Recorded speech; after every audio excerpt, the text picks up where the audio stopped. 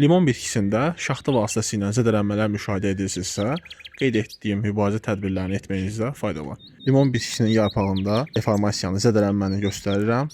Bu şaxtadan sonra bu cür zədələnib və ən vacib məlumat budur, qeyd edirəm. Limon bitkisi temperatura çox həssasdır. Cavan zoğlar 4-6, budaqlar isə 6-7 dərəcə şaxtada zədələnə bilir.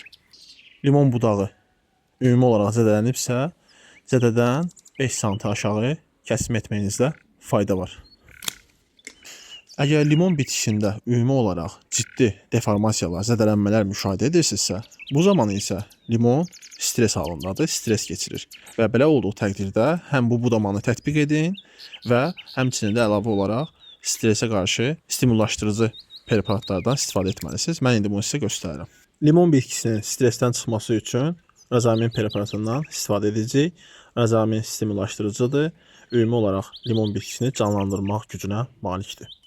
Əgər limon bitkisi balacadırsa 10 litr, böyüdürsə 20-40 litr arası su tətbiq etməlisiniz və suyun tərkibində də razamin olmalıdır. Razamin 10 litrə 15-20 ml arası istifadə edilə bilər. Razamin stimullaşdırıcını hazır edəndən sonra suyu bu cür gövdə ətrafına tökürsünüz. Baxın, burada sizə kumquat kinkan bitkisini göstərirəm. Burada heç bir zədələnmə yoxdur. Hətta meyvəsində belə zədələnmə müşahidə edilmiş. Kinkan bitkiləri çox güclü olur. Bağınıza aqronom müşahidəsi və bağban quruluları lazımdırsa, bizə müraciət edə bilərsiniz. Uğurlar.